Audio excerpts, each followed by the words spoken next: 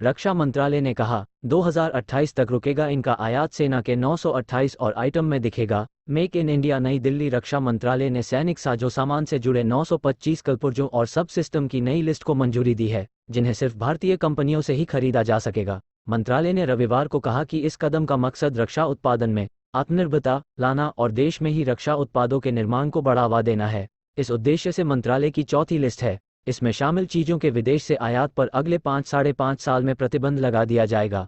अभी इन उत्पादों के आयात पर 5 साल में इन चीजों की बंद होगी। विदेशी खरीद। सुखोई 30 के डिजिटल मैप जनरेटर, वॉरशिप के यात्रा डेटा रिकॉर्डर। 7,715 आयात पर खर्चे करीब 715 करोड़ रुपये खर्च होते हैं।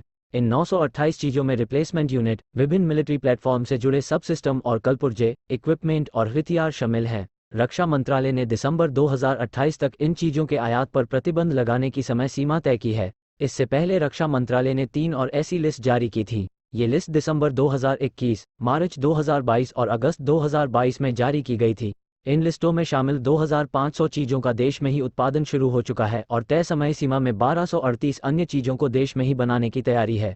इन 1238 चीजों में से 310 का स्वदेशीकरण किया जा चुका है। रक्षा मंत्रालय ने कहा कि इससे न सिर्फ देश में रक्षा उत्पादन को बढ़ावा मिलेगा, साथ ही हमारी रक्षा उत्पादन की गुणवत्ता में भी इजाफा होगा। इसके लिए रिसर्च संस्थानों को भी जोड़ा जाएगा। भारत दुनिया के सबसे बड़े हथियार खरीदारों में है। आने वाले 5 वर्षों में सेना अपनी हथियार खरीद जरूरतों पर करीब $130 अरब खर्च करने की योजना बना रही है। यही वजह है कि घरेलू रक्षा उत्पादन को बढ़ावा दिया जा रहा है। 5 वर्षों में देश में ही 1.75 लाख करोड़ रुपए के रक्षा उत्पादों के निर्माण का लक्ष्य है।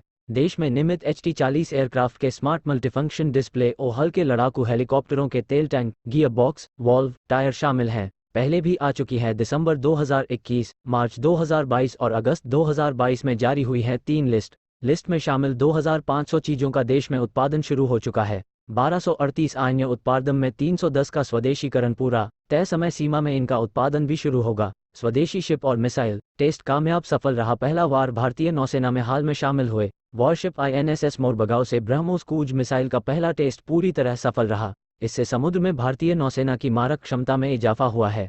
PTI सुपरसोनिक रफ्तार आवाज से 3 गुनी रफ्तार के साथ इस क्रूज मिसाइल ने हमलावर मिसाइल को हवा में सफलता के साथ नष्ट कर दिया। नौसेना ने इसे नई ताकत बताया। आत्मनिर्भरता की कामयाबी। इन मोरबगांव को देश में ही डिजाइन किया गया और बनाया गया है। वहीं ब्रह्मोस सुपरसोनिक क्रूज मिसाइल भी स्वदेशी है। इसे भारत और रूस का साझा उपक्रम बनाता है।